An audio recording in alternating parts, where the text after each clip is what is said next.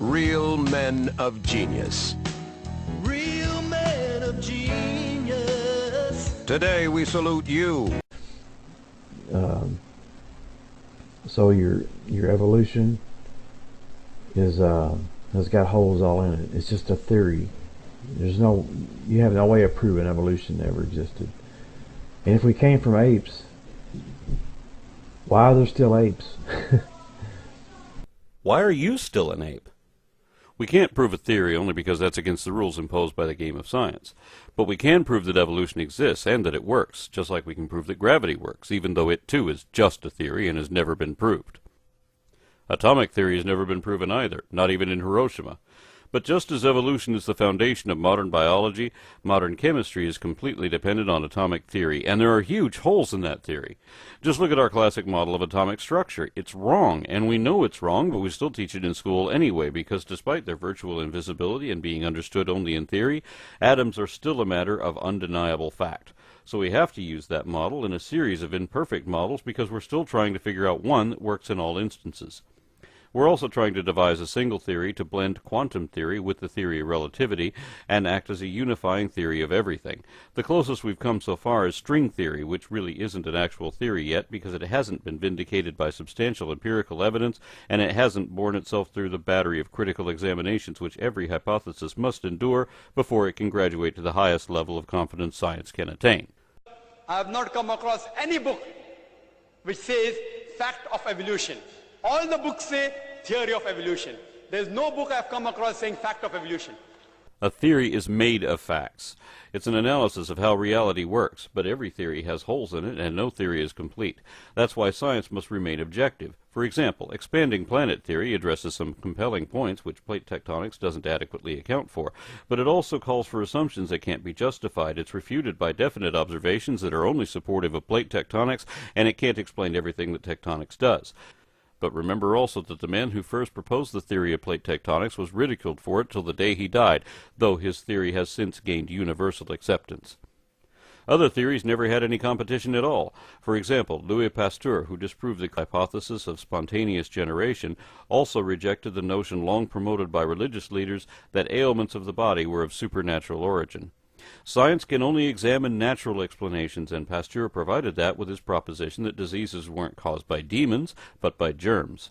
Like evolution, germ theory can never be proven, even though we know and can show that it is definitely correct beyond any doubt, and that's why there's no competing theory.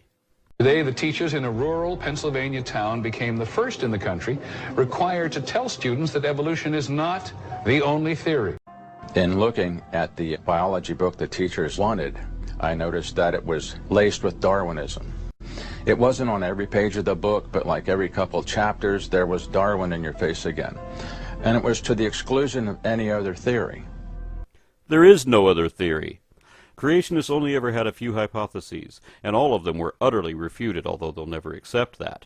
They're still trying to revive arguments that have been already proven wrong at least a century ago. Evolution with natural selection is the only explanation of biodiversity with either evidentiary support or scientific validity. There has only ever been one alternative theory against it, and it was an earlier version of evolution.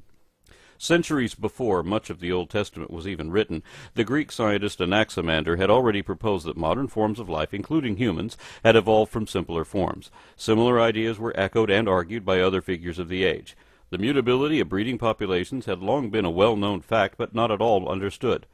The first attempted explanation was proposed by Jean-Baptiste Lamarck, who suggested that giraffes, stretching their necks to reach higher food, would somehow bestow longer necks onto their offspring. His theory of evolution by acquired characteristics proved a failed hypothesis almost immediately, but it offered a sort of personal control over racial advancement which appealed to those ambitious in politics. Joseph Stalin and Mao Zedong, for example, both embraced Lamarckism and publicly denounced Darwinism, as Hitler did also. Yet creationists label all three of them Darwinists and can't distinguish Lamarck's failure from Darwin's success. And when it comes to the subject of origins, there are basically two views: the evolution theory and the creation theory. No branch of creationism has ever met even one of the criteria required of a theory. They can't, because science demands both accuracy and accountability. So there has to be a way to detect and correct any errors in a given explanation and determine for certain whether it's wrong in whole or in part, or whether any of it is true to any degree at all. Ah, so it's a test you're looking for. We don't do tests. I'm sure you don't. They never do tests. Not many real Ds, either. Oh, conversation with your grandmother's shade in a darkened room, the odd love potion or two, but comes a doubter. Why, then it's the wrong day. The planets are not in line. The entrails are not favorable. We don't do tests. A theory has to be tested indefinitely.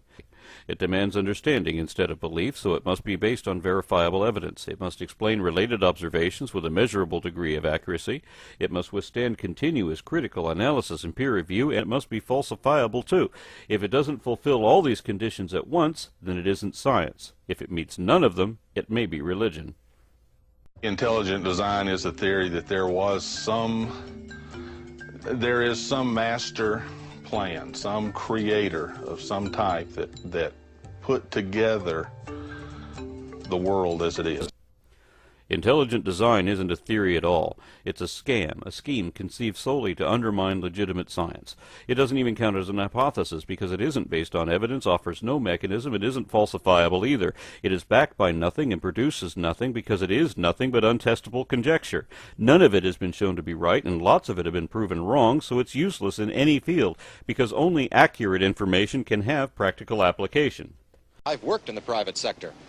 They expect results. That's why we have billion-dollar industries in medicine, toxicology, agriculture, and biotechnology, where we have Nobel Prize-winning research that is all dependent on the functionality of evolution and would only work if evolution were factually correct. Dr. B. We believe that the purpose of science is to serve mankind. You, however, seem to regard science as something of dodge or hustle. Your theories are the worst kind of popular tripe, your methods are sloppy, and your conclusions are highly questionable. You are a poor scientist, Doctor. Just to illustrate how underhanded creationism's tabloid scientists are, let's look at the big picture. Up until the 1920s, everyone thought the universe was essentially static and unchanging in time. Then it was discovered that the universe was expanding. Distant galaxies were moving away from us. This meant they must have been closer together in the past. If we extrapolate back, we find they must have all been on top of each other about 15 billion years ago. This was the Big Bang, the beginning of the universe.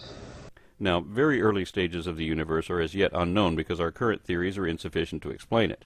So we can't yet be certain what the singularity is, where or what it came from, or if it was eternal. How do creationists explain the evident expansion and its reverse implication? How do they account for the cosmic background radiation we discovered later on? They don't. Creationists delight in saying that scientists have proven the universe had a beginning, and they use that argument against the Big Bang, but the discovery of the Big Bang is our proof the universe had a beginning. That's one example of how bewilderingly inane creationism is. We must require that evolution agree with all the facts if it is to be promoted from theory to truth. Evolution as an explanation for the origin of man cannot pass this test. Nothing would ever be promoted to truth, because truth implies there's nothing more to learn. That's why science, being objective, demands that everything be considered theory, no matter how proven it seems to be. Evolution has survived every test the greatest minds of the modern age have ever been able to pit against it. It's been demonstrated myriad ways with lab and field experiments, and is further enhanced by compounded revelations in paleontology and systematics, as well as developments in embryology and advances in genomic research and bioengineering. Evolution is now one of the strongest theories in science. There is no fact it doesn't agree with, and it's never failed any test. But sadly, those controlling education in the southern United States don't want students to know that. So what can you expect? I don't believe, personally, that the evolution itself is anything more than a theory. You keep using the word. I don't think it means what you think it means. Well, you see, evolution is a theory, not a scientific fact as it's generally considered to be. It is a fact that evolution happens, that biodiversity and complexity does increase, that both occur naturally only by evolutionary means. It is a fact that alleles vary with increasing distinction in reproductive populations and that these are accelerated in genetically isolated groups. It is a fact that natural selection, sexual selection, and genetic drift have all been proven to have predictable effect in guiding this variance.